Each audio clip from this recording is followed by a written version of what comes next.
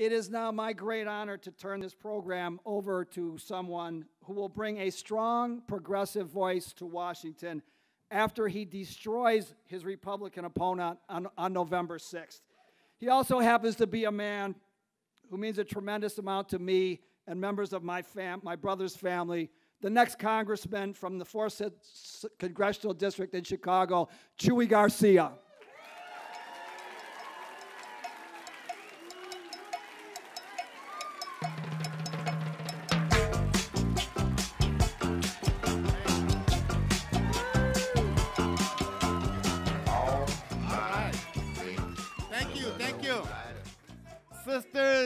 Sisters and brothers, si se puede.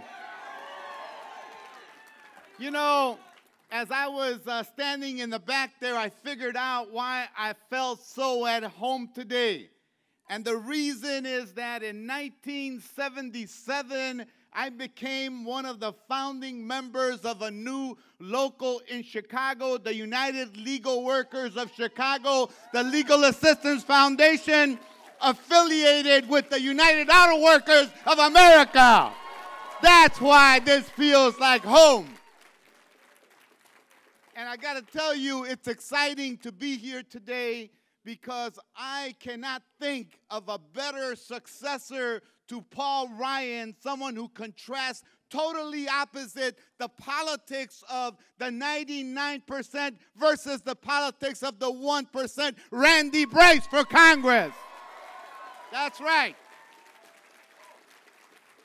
And of course, this race is also pretty personal to me because I know that you have the iron stash in Wisconsin, so it would be just appropriate for the Chicago stash to come to Wisconsin, to Kenosha, in solidarity with the iron stash in Wisconsin. You better believe it. So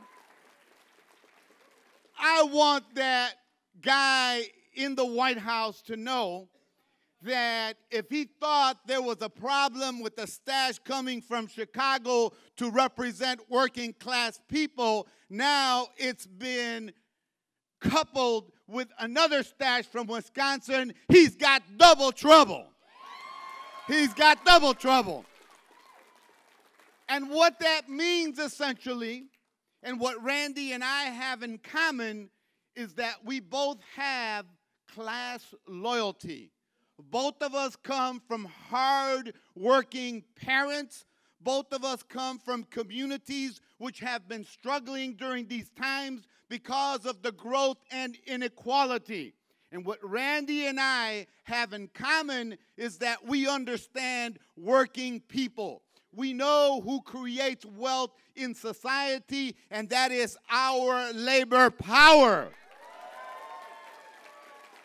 So in the United States Congress, we are perfectly clear that what we want and what our constituents and what America needs is a living wage for all workers across the land.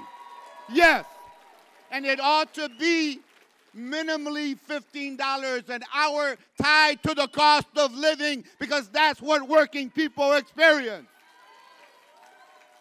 So we go to Congress being very clear about priorities, but we also understand that not everyone in America has a job or a job that pays adequately, men and women. And we are both clear that in order to revive America and to create prosperity for all, not for the 1%, not the type of tax cuts that were issued by this Congress in place now, but rather that the only solution to America's unemployment and underemployment and the lack of good wages and to bring and reverse the tide of inequality is an infrastructure bill that will help rebuild America, both rural and urban. That's what we need.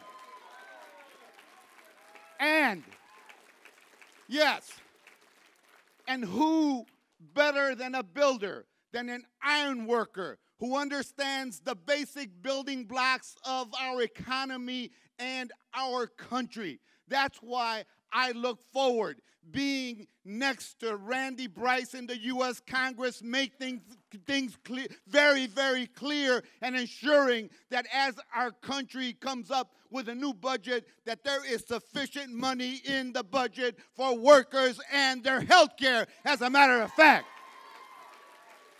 Yes. We want to build on the Affordable Care Act in our country, and we want to move the entire country towards a health care system that includes everyone and that has a single-payer system. That's what we need. Our districts may have different types of diversity within it, but we are clear that the only way to move forward is to share the wealth that we create in our society. Healthcare ought to be a fundamental right for every man, woman, and child in our midst. Yes. So, sisters and brothers, I understand that this is a tight race. I understand that every hour and every minute of the next 15 days are essential. So let us be cognizant of that. It's important to knock on every door, to call every friend that you have, to convert those who may be astray or undecided or on the fence. Let us not waste one precious second. Let us make Randy Bryce, the next congressman of this district, a fierce fighter for working people and someone who will make sure that there is prosperity for all in our country. Thank you so much, Wisconsin. Let's move on to victory. Thank you.